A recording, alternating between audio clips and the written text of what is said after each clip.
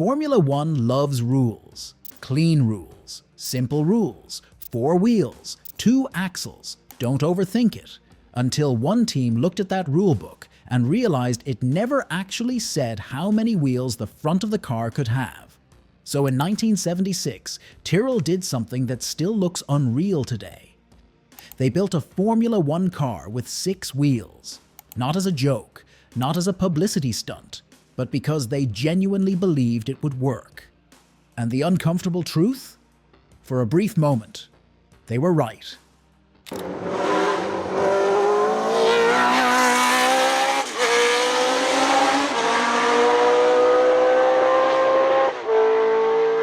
Welcome back to Hidden Car Gems, the channel where we talk about cars that make absolutely no sense. Today, we're diving into the Tyrrell P34, the 6-wheeled Formula One car that shouldn't have existed, shouldn't have worked, and still managed to win a Grand Prix. This wasn't madness, this was calculated rebellion. By the mid-1970s, Formula One had reached a strange plateau. Everyone used the same engine, the same basic layouts, the same aerodynamic philosophy. The Ford Cosworth DFV powered almost the entire grid. Chassis designs were converging. Innovation was slowing down. If you wanted to move forward, you had 2 options: spend more money or think differently. Tyrrell didn't have Ferrari money. They didn't have factory backing. What they had was Derek Gardner and the freedom to take risks. Gardner wasn't chasing horsepower, he was chasing airflow. Front wheels were a problem. They created drag. They disturbed airflow. And they sat directly in front of the most important aerodynamic surfaces on the car. At the same time, Formula One rules strictly limited front wing width, so Gardner asked a question nobody else dared to ask. What if the front wheels were small enough to hide behind the wing? That question became the Tyrrell P34. 4 small front wheels, 2 normal rear wheels, 6 total contact patches. The theory was elegant. Smaller wheels meant less frontal area, less drag, cleaner airflow to the rear wing. But small wheels also meant less grip. So Tyrrell added 2 more.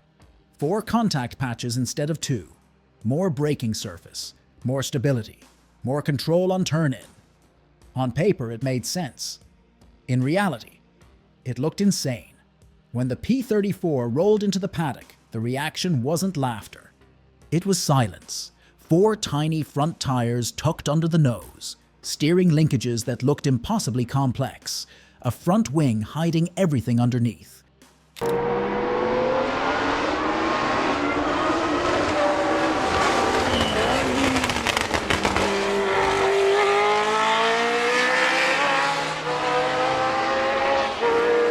Some engineers stared in disbelief. Others quietly walked around it, trying to understand what they were seeing. But underneath the shock, the P34 was still very much a Tyrrell. Aluminum monocoque, mechanical grip over gimmicks, and the same Cosworth DFV-V8 everyone else used. That engine mattered, because it meant the P34 wasn't relying on exotic power. If it was fast because the idea worked. From the first races of 1976, it was clear this wasn't a gimmick. The front end was stable, braking was strong, the car felt predictable, even forgiving. Drivers described the steering as unusually light. The load was spread across 4 tires instead of 2. The car didn't fight back the way others did. It rewarded smooth inputs. It punished overconfidence. And then came Sweden, Anderstorp, a track that suited the P34 perfectly.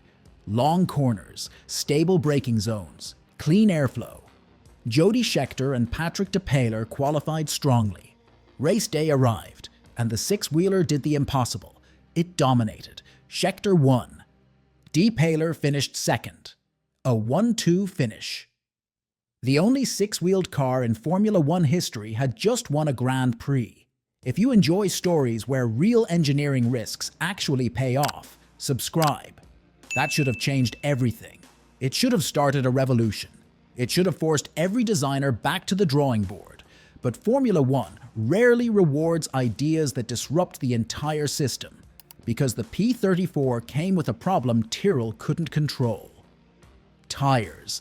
Those tiny 10-inch front tires were unique, built only for Tyrrell, used by no one else. And Tyrrell didn't develop tires. Goodyear did. By 1977, Goodyear had little incentive to invest heavily in a tire size that benefited only one team. Their focus was the rest of the grid. That meant development stalled. Meanwhile, everyone else kept improving. Tyrrell tried to adapt. They revised the chassis, extended the wheelbase, added structure for stability. But every fix came with a price. The car got heavier, the brakes overheated, the front-end advantage faded. And when Tyrrell finally widened the front track to regain control, the wheels were no longer hidden behind the wing. The original aerodynamic idea collapsed. By mid-1977, the truth was unavoidable. The P34 still worked, but it no longer mattered. It wasn't faster anymore. It wasn't special anymore. And Formula One doesn't forgive that. By the end of the season, Tyrrell walked away. Not because the six-wheeler failed, but because the sport moved the goalposts. Soon after, Formula One banned cars with more than 4 wheels altogether. Not because they were unsafe, but because they proved the rulebook wasn't as solid as people believed. What makes the Tyrrell P34 even more fascinating is that, in hindsight, it wasn't just an experiment. It was a warning. A warning that Formula One wasn't ready for ideas that didn't fit neatly into existing boxes. Because the moment Tyrrell proved the concept could win, the questions started. What if someone perfected it? What if a manufacturer with real money took it seriously? What if this wasn't the limit? Other designers quietly ran simulations. Wind tunnels tested multi-axle concepts. Williams even sketched a 6-wheeled car of their own. And that's when the sport panicked. Not because the P34 was dangerous, not because it was unfair, but because it showed how flexible the rules actually were. If 6 wheels were allowed, why not 8? Why not different axle spacing? Why not concepts that turned Formula One into something unrecognizable? The Tyrrell P34 forced Formula One to confront an uncomfortable truth. Innovation doesn't ask for permission. That's why it was never copied. Not because it failed, but because it worked too well for something so strange.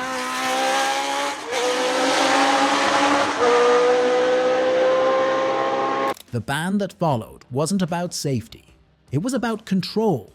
Control over how Formula One should look, how it should evolve, and how far engineers were allowed to push ideas before the sport pushed back.